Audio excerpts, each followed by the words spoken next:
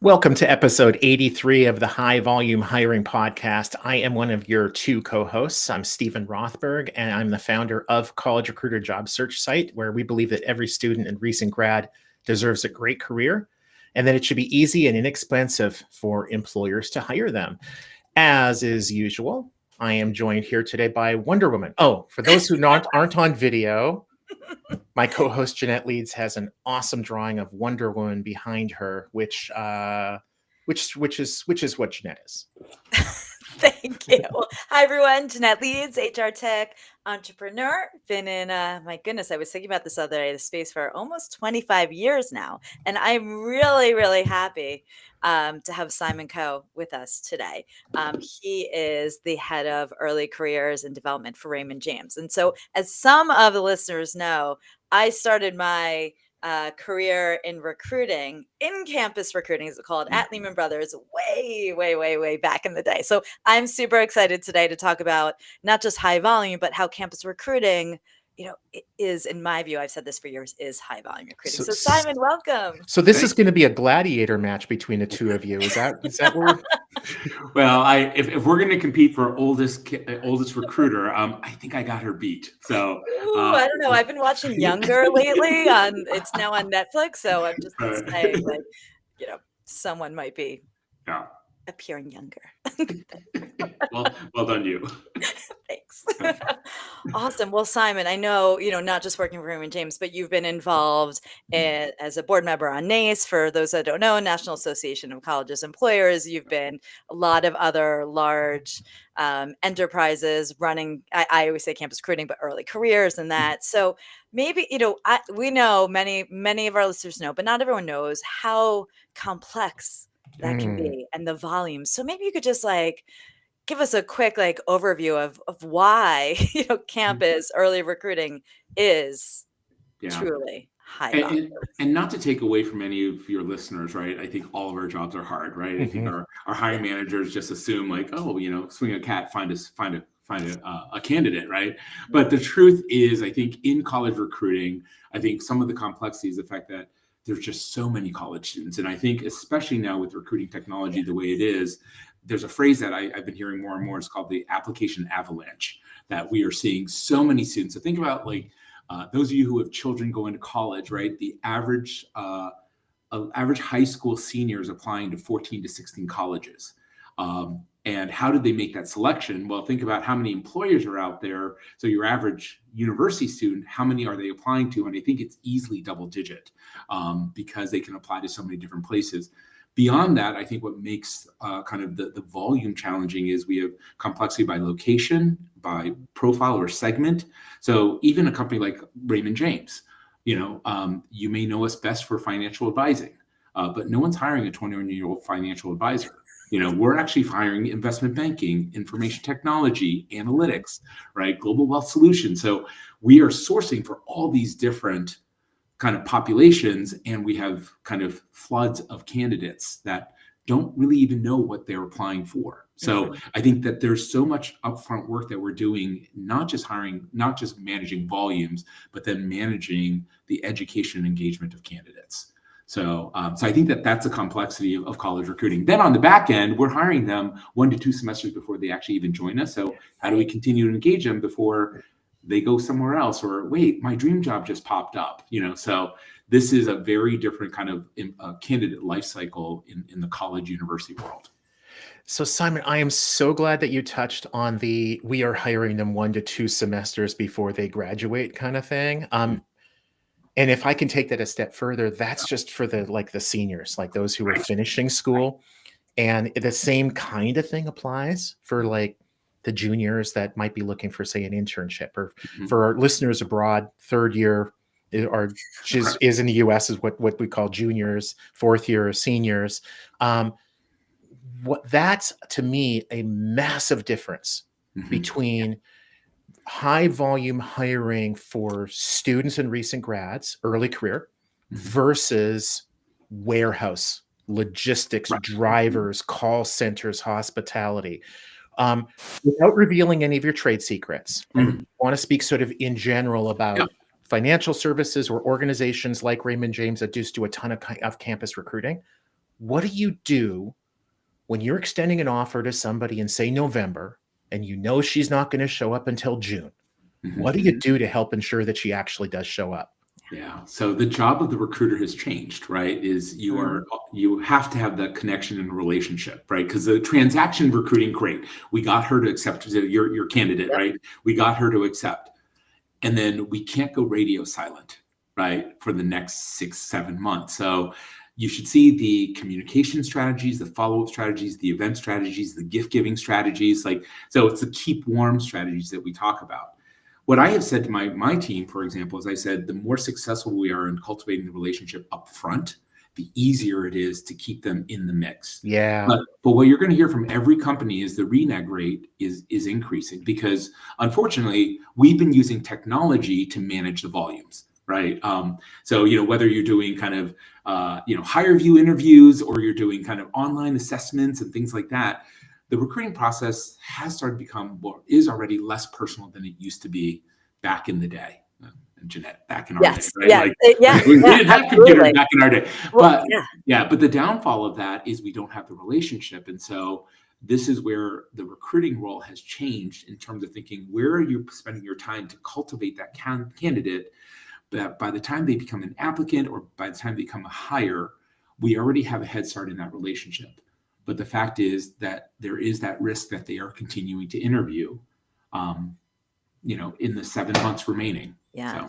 You talk about, I feel like for typical recruiting, the time to hire, it's like not even a KPI for campus early career. I mean, it's just it's like almost a time to accept and whatnot. So I think that's such an interesting difference.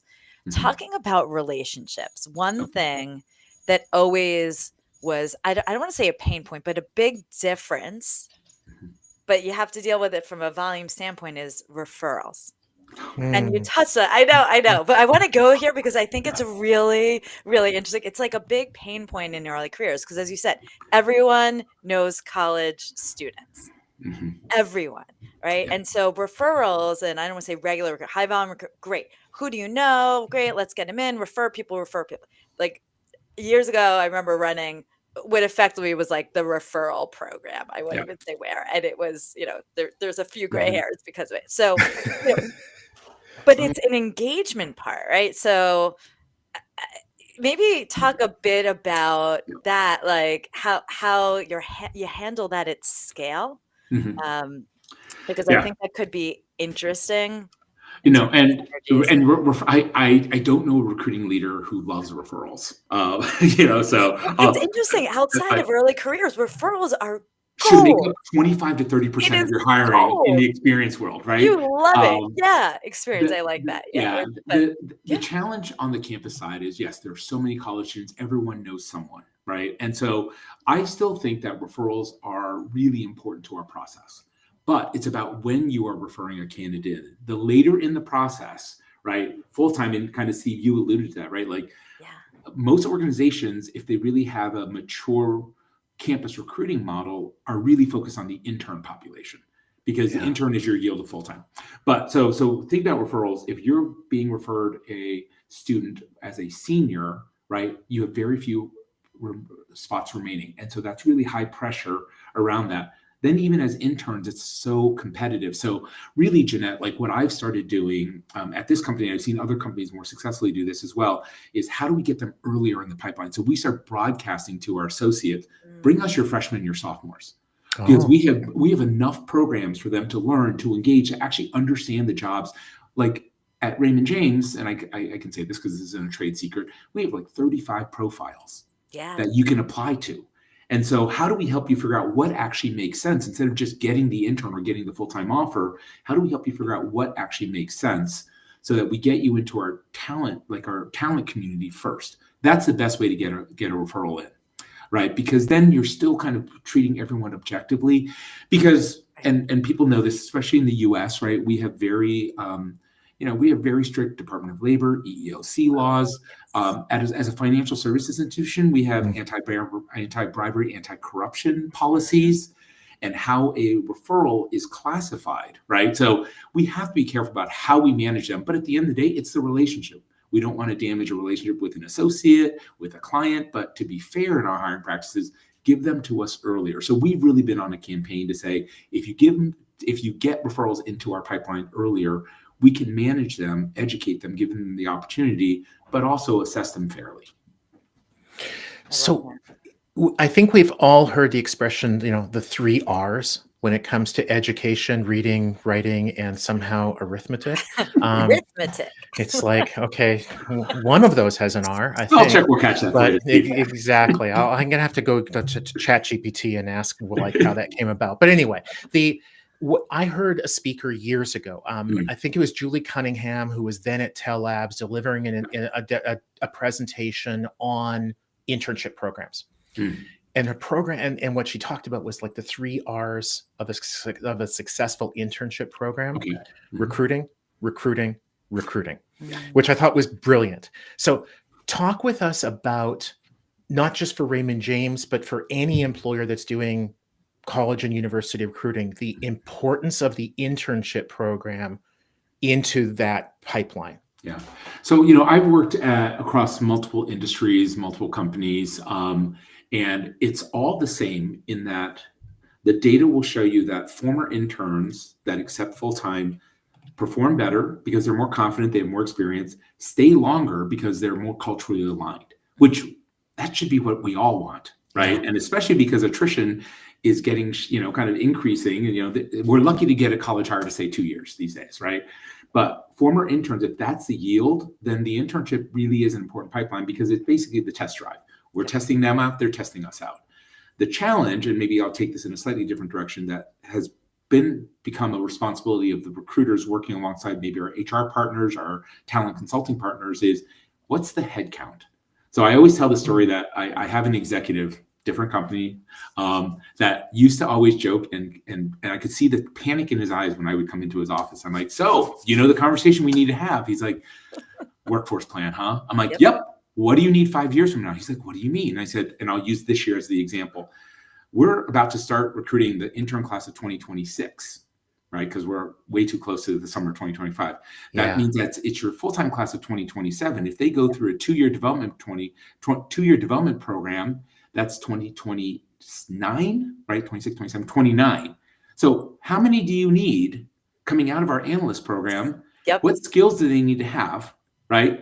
And he's like, I can barely figure out next year, right? Or even next quarter, right? So, but this is the college, we're a midterm talent solution, but we're trying to help the business think longer term. But all of a sudden, the recruiter is not just transactional. Like, you're now actually trying to be a strategist with the business. Yeah, and just as a follow-up question too, I hear this number, and from your work with NACE, I think you would probably know this, and tell me, no, Stephen, I don't know what you're smoking, but the actual number is blank. But I've heard that on average, about 75% of interns will receive an offer for quote unquote permanent employment, and that about half of those will accept. So it's more or less in the 40% range of your interns will come to you after graduation. You just being employers in general. Is that sound about right? Or have you seen different numbers? So I think the number I'm thinking about, which is kind of the outcome of what you're saying, is the conversion number. So conversion is how many of your interns end up joining full time. So that takes into account offers and acceptances. Because I think people define conversion a little bit differently at every company, but I think you said it right, which is what's the offer rate, what's the acceptance rate? The conversion rate, I believe that I saw in NACE, and so I'm sure someone at NACE is going to call me out on this. I believe the national in the US is about 65% is the target of conversion. I actually think most companies expect it to be higher, right? So I think about professional services like the big 4 accounting firms. I think they are closer to 80 to 90% conversion. If we were investing in the intern population, giving them the right experience, giving them training, giving them full opportunity. And students are expecting that now as well, right? Is that they expect the summer internship is no longer just a fun job to try out a career. It really is that pipeline to full time. So I think that that's an important conversation to have with your leaders to say, if we're going to bring a summer intern in and give them the experience, this impacts our brand, this impacts our quality of hire. What's that number that we want to get to with offer and ultimately acceptance and conversion rate?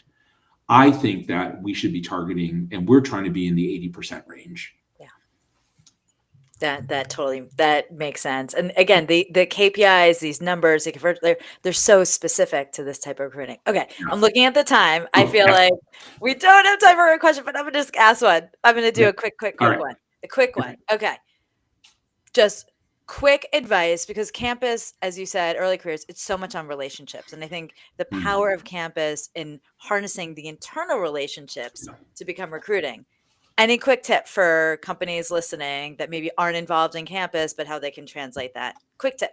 Yeah. Quick tip is to think about how you engage the business, because it's easy to say we'll hire interns, but if the business isn't aligned and doesn't understand the output of it, then then it's not worth running a program like that, because it is a massive investment, to do, because your interns aren't immediate hires, right? And then even your college hires still need to be trained up.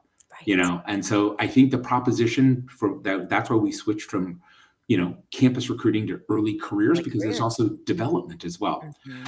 So I think the opportunity for anyone in HR and recruiting is, how do we become better business strategists and actually talk with our business and say, what do you need? And how do we fill your business need and understand the talent agenda through campus recruiting? I love it. Yep. Simon, thank you so much. Sure. This has been fantastic. I know our listeners are going to love this one. Good. Stephen, always a pleasure. Thank you, Jeanette. Simon, Thanks, thank you so much. All right, Thanks, everyone. Take care. Bye.